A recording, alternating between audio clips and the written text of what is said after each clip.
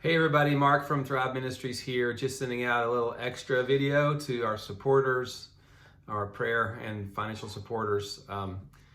Usually send this out. You should have already gotten a ministry newsletter via email with a blog in it, but also just wanted to give you a little extra here.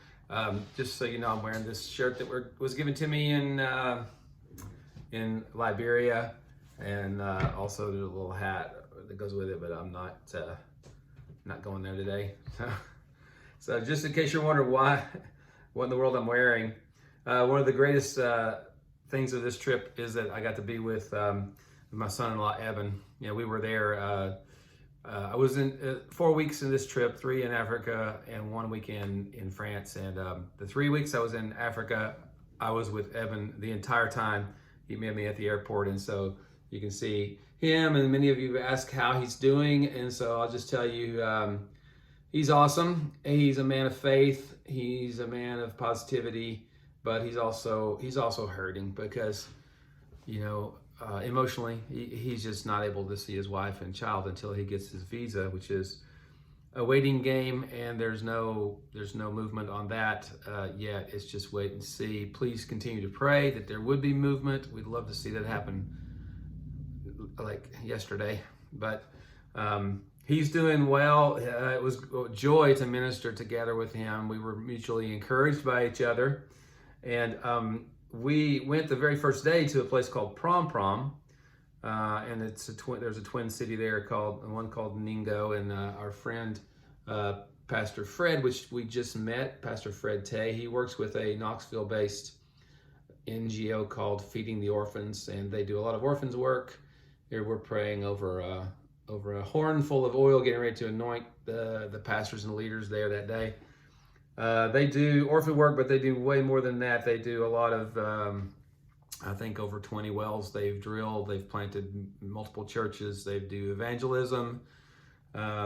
He's also working together with Pete Sulak, those of you in the Knoxville area who know Pete, to do Zoom evangelistic crusades there. Pastor Fred does a little bit of everything, but mostly what he does is he does this generational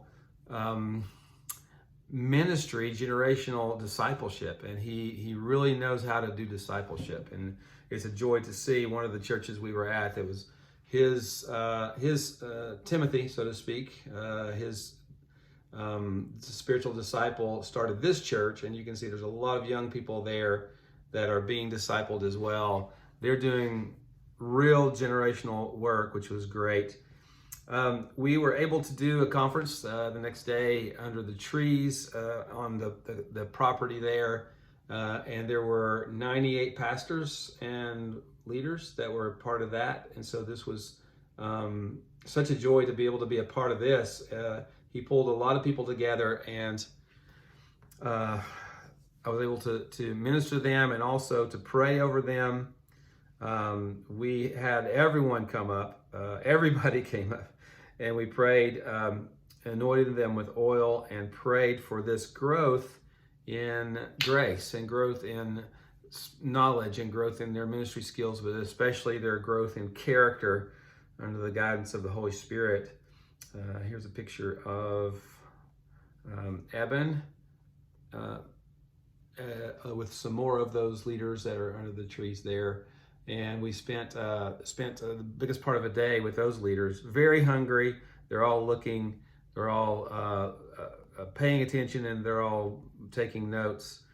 And then we also spent some time that week with Pastor Fred, and we were working with kind of scheming. How do we help leaders and pastors in places where they don't get it? They're planting churches, but these leaders need some real training.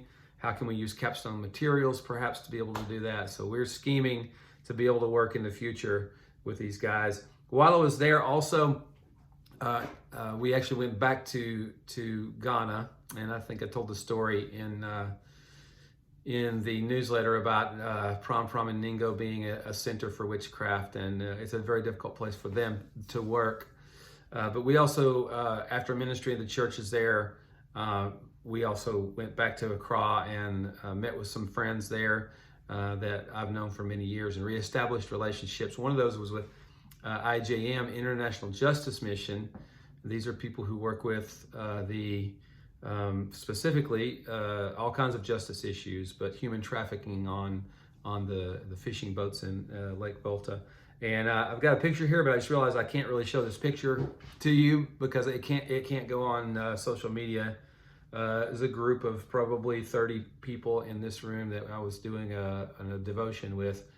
But some of these people are actually operatives, and they go out they go out undercover into places where this kind of trafficking is going on. So I just realized I can't show you that picture, so I won't.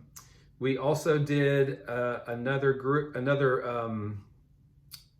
retreat. There's a few of the people that were part of the retreat in the Accra area. We did a retreat of pastors and leaders, and we did this concept of resting in the Lord and abiding in Jesus, and out of that resting, we're working and building, a place of rest with the gospel. I had this idea of kind of the four legs of a chair. The first leg is the gospel. We rest in the finished work of Jesus. And the second leg is the Sabbath. We rest in a Sabbath lifestyle. And the third leg is spiritual disciplines, where we create space to encounter God's grace. And the fourth one is relationships, where we are strengthened by each other. So that was what that one was about. And then we also went over into Liberia. And in Liberia, I can maybe show you a little bit of a video here of what it looked like in Liberia. If I have this video, let me look and see if I do. Yeah. So this is it right here in Liberia.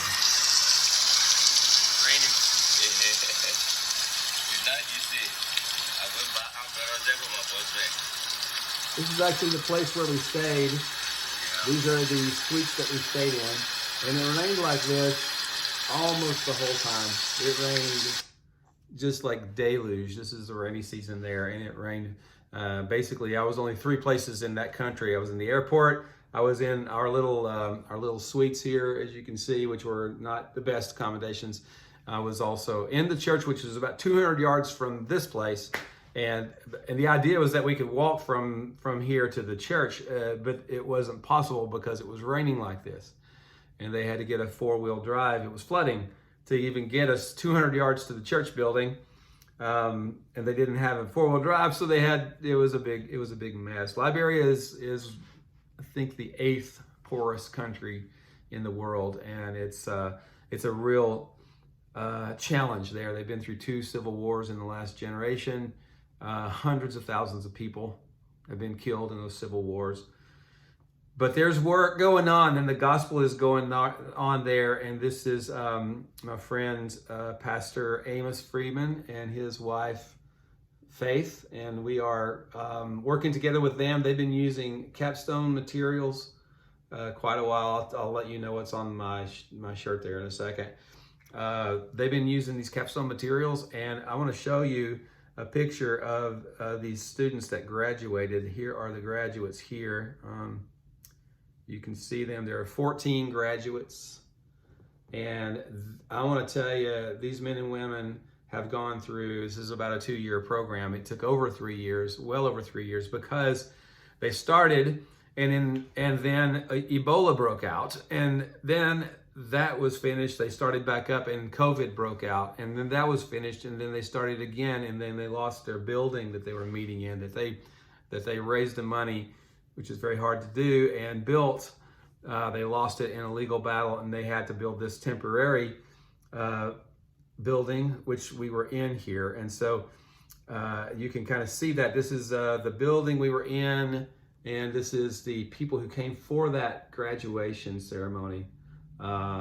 It was a big deal that they were able to graduate, pushing through all of those obstacles and graduate. And these are 5 of the people that we ordained for ministry.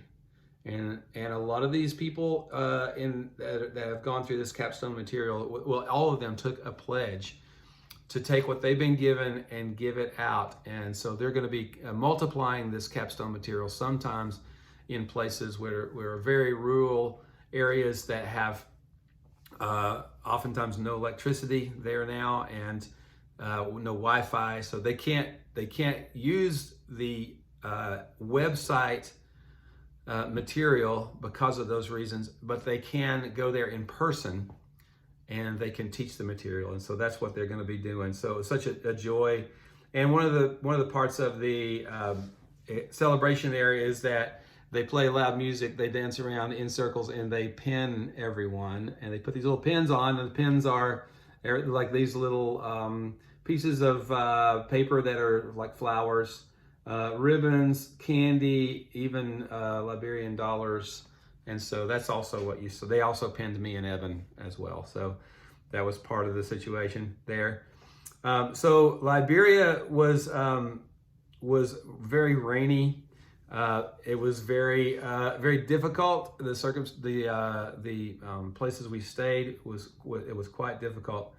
But we also did a pastors' conference there. And here are some of the people who were at the pastors' conference, not all of them. They were expecting over 100 there, but it rained so much and they just couldn't get there. And we had probably 40 to 50, something like that were there, something around that area. And they were really hungry, and so we trained them as well. So that was the Liberia. Here's another picture, and you can imagine that's a metal roof there, and it was raining so hard.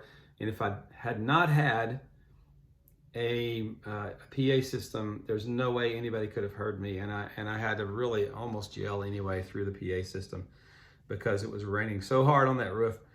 But you know what? We got it done, and those people are they're graduated and they're equipped, and praise God for that. Then we went to France. I went to France. Evan went back to Accra. I went to France to be with Philip and Jennifer, and many of you know Phil and Jenny, and they're dear friends from so long back, and we've been through a lot together.